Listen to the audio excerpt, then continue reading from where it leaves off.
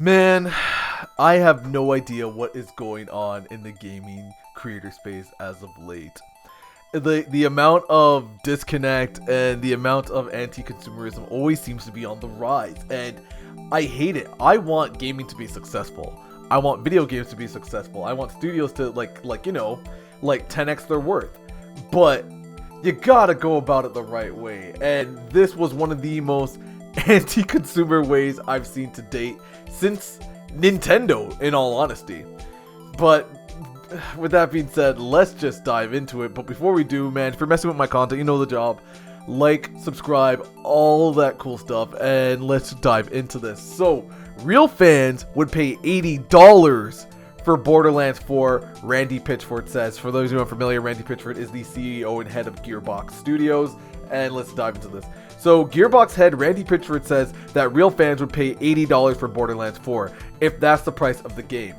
Recently, a fan commented that Borderlands 4 better not be $80 on a post that Pitchford had made. That immediately garnered from Pitchford, who said that the pricing decision wasn't his call. However, he also added a comment on the idea of games being too expensive at $80 and said that true fans, this is where he messed up. True fans will find a way to pay for that price. No, we won't. True fans will find a way to pirate it. True fans will wait for a sale and ignore it.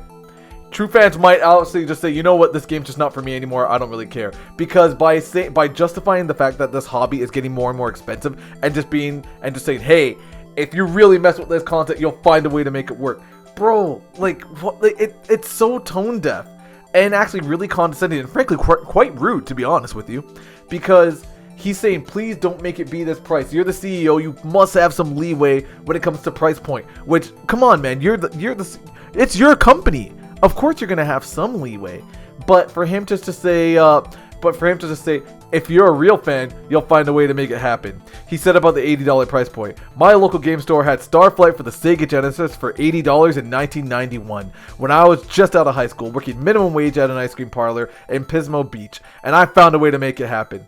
Pitchford's comment claiming that if they were a real fan, they'd find a way to spend $80 on a new game was met with massive backlash from a number of people on social media. Of course, because bro, it sounds so rude. He really wants you to say, hey, can you make it work? Times are tough. Remember, this hobby's getting more expensive by the month, like by the week at this point, if I'm being honest with you. By the week. And we just want to be able to still enjoy the pastime that we love. Can you find a way to work with your fan base so, you know, we can get things popping? And he basically kind of gave me like an honest backslap and said, no, adapt or die, figure it out. He basically said stop being a broke bitch. I'm not gonna lie, there's no other way to justify this. There's no other way to spin it. He basically said stop being so poor. But dude, it's not their fault, man. Like, people are trying out here. And they're acting, can you at least do what Helldivers did? Can you at least do what Oblivion did? Can you at least do what Ninja Gaiden did? Can you at least do what Expedition did? Can you at least do insert indie developer here did? And can you find a way to cut costs so A, more people can purchase your product, or B, just spread the word about it? Because now at this point, $80, I'll tell you this much. Man, I've played Borderlands 1, 2, 3, and 4. 2 was my favorite, honestly. I also loved off Tiny's Tina's Wonderland. Such a fun game. But I'll tell you right now, I am not picking up Borderlands 4. I'm not doing it. Dude, $80? No, man, that's mad expensive. For Borderlands, that's way too pricey in my opinion. Like, it just doesn't meet the means right now. Like it's just not worth it. I'm sorry.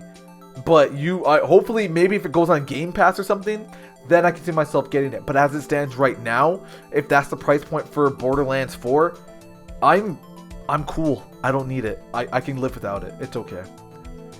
So, let's see here. The price is not the issue. The issue is what our ownership looks like now compared to back in 1991, said one owner. Another said, dude, you must be out of touch with today's economy. What have I been ranting about for the last 3 minutes? It's over 4 times more difficult for a single person to make a living with the current cost of living. So yeah, and rightfully so, because it seems so out of touch. Because dude, you're a wealthy millionaire CEO. You're not the average consumer. You can't compare the two. So you saying that was met with massive backlash for good reason. it was one of the most condescending things I've heard in a very long time. The debate around video game prices continues to be one of the most controversial topics in the industry, with many studios starting to push games up to $80. The second price hike this generation. In the same generation, it went up twice, which, by the way, is a huge red flag. That normally never happens. That normally should not happen, but with the current economic state of the world, that is the reality. It has led to plenty of talk about the value of video games. Nintendo seemingly kickstarted it with the reveal that Mario Kart World would be $80. Man, Nintendo is Greedtendo being the bastion of this whole price hike situation in video games is insane. But I'm not gonna lie, Nintendo, as much as I love them, I will openly admit, Nintendo is one of the most anti-consumer companies I've ever seen in my life. Like, they don't care. And I honestly telling you right now, everybody who bought a Switch 2 got one. That's why it sold out immediately. Everybody who wanted one bought one. Will they sell a couple more units? Yeah. Will this outsell the Switch? No way. I'm claiming that right now. I'm putting my stake in it right now. The Switch 2 will not outsell the Switch 1. Just due to its price point, due to how things are going, due to the backlash, due to how even marketing when Doug Bowser said, if you can't afford it, we also still got, we got a cheaper option called the Switch 1. Like, dang, man. And I don't even want to come off sounding like a bully in this whole video. It's just that that's the state of the situation right now. That's the reality of the current situation.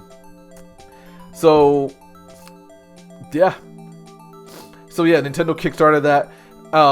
That has since been followed up by Microsoft saying that it will still be charging $80 for a base version of some games. What do you make of Randy Pitchford's comments on real fans finding ways to spend $80 for Borderlands 4 or other games at that price? Bro, I'll let you know immediately. I think it is garbage because I think it's going to push people away, which, as you can clearly see, it's what it's doing now. It's going to make people feel uncomfortable to want to buy your games, which is what's happening right now. And don't be surprised if you see a dip in sales, which would result in more layoffs for studios, which would, like, had you sold this at $50 for Borderlands 4, Borderlands 50, even $60, 60, 65, it would still sell well. It would still do good because at least you're trying, right? You're throwing them a bone in some regards. But $80 out the gate and saying adapt or die, get used to it. If you're a real fan, if you actually cared, you'd find a way and not bitch about it or whine about it. Dude, you don't care about your community. You're just here to make cash. Like, it's not cool at all. In all honesty, one of my favorite parts of this whole situation right now, to be honest with you, is with Studio Devolver Digital. I love these guys. So, as you can see, they commented, I showed at IGN, they showed Gearbox chief Randy Pitchford has responded to a fan who expressed his concern about the price prospect, $80. If you're a real fan, you'll find a way to make it happen, da da da da. I love how Gearbox responded, in fact, about their new indie game called Mycopunk, and they said, you're going to be able to buy Mycopunk for you and 3 of your friends for the price of 1 copy of Borderlands 4. Let that sink in, man. Bro, let that sink, just walk through the front door. Because that's the reality of it. You could buy this game 4x over versus buying 1 copy of Borderlands 4. And sure, even if you think of quality comes to quantity, a lot of indie games have been doing a lot better than some AAA titles, if I'm being honest with you. So that is the reality. And even if we scroll down here into the comments, great marketing. Oh my gosh. Okay, let's see. Even if we scroll down here into the comments, it'll be like, I noticed there's a demo on Steam. Is the demo playable? You got people laughing, people saying "damn." So you're saying it's one for the Borderlands 4. $20 is a lot for sure. Like, yeah, man, you're always gonna have clapbacks. Some people are vibing with it. Some people aren't. Man, this is just an insane time. Shots fired. I don't know. I don't know, man. Like, I don't wish for the downfall of Borderlands 4 in any regard.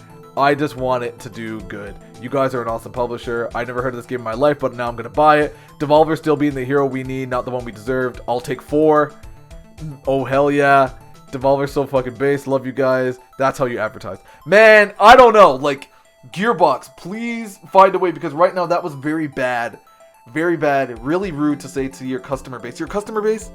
The dudes who line your pockets? Nah, man, you gotta do better with that. But let me know, what do you guys think?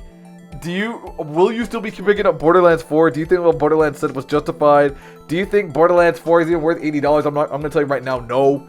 But you guys let me know in the comments. As always, like, subscribe, and I will talk to you guys in the next one. See ya.